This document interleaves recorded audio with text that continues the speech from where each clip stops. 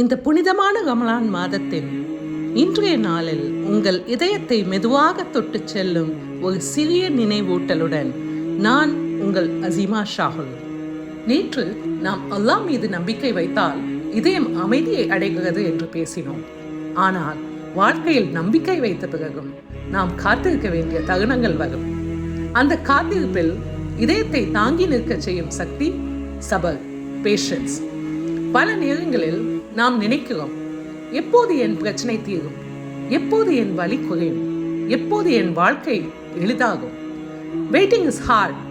ஆனால் காத்திருக்கும் காலம் வீணானதல்ல. In Islam, patience is not weakness. Patience is strength in silence. Patience is faith during hardship. Patience is trusting while waiting. சபர் என்பது அமைதியாக துன்பத்தை சகிப்பது மட்டுமல்ல. It is கண்ணீருடன் இருந்தாலும் நம்பிக்கை வைத்திருப்பது, வலியுடன் இருந்தாலும் முன்னேறுவது, காயம் இருந்தாலும் நம்பிக்கையை விடாமல் இருப்பது. Allah is saying in the Holy Quran, நிச்சயமாக அல்லாஹ் பொறுமையுடன் இருப்பவர்களுடன் இருக்கிறான். When you are patient, you are never alone. ஒரு விதை மண்ணில் புதைக்கப்படும். இருள், அமைதி, காத்திருப்பு அது முடிவு அல்ல, அது வளர்ச்சியின் ஆரம்பம். Your waiting period is not punishment, it is preparation.